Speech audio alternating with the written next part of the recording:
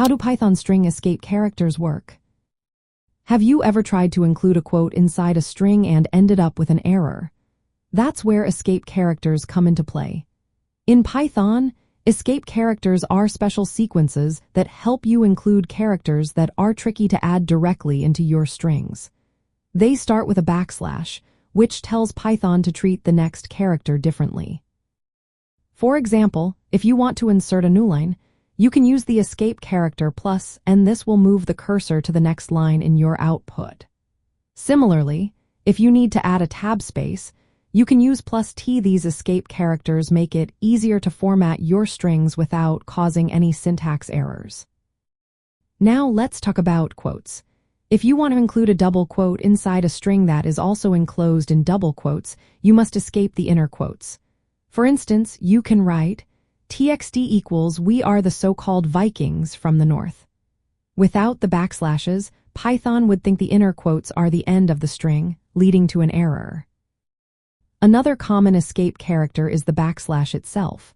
If you need to include a literal backslash in your string, you would write it as plus.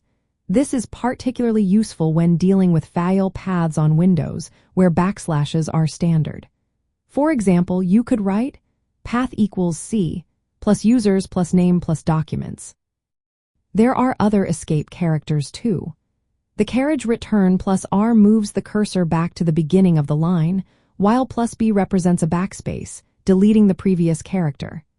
You can also use +F for a from feed, which advances to the next page, although this one is less common. If you want to representing a character using its hexadecimal ASCII code, you can use plus followed by the code. For example, +X41 represents the letter A similarly. +U allows you to representing a character using its octal ASCII code. For those who want to avoid using escape characters altogether, Python offers raw strings.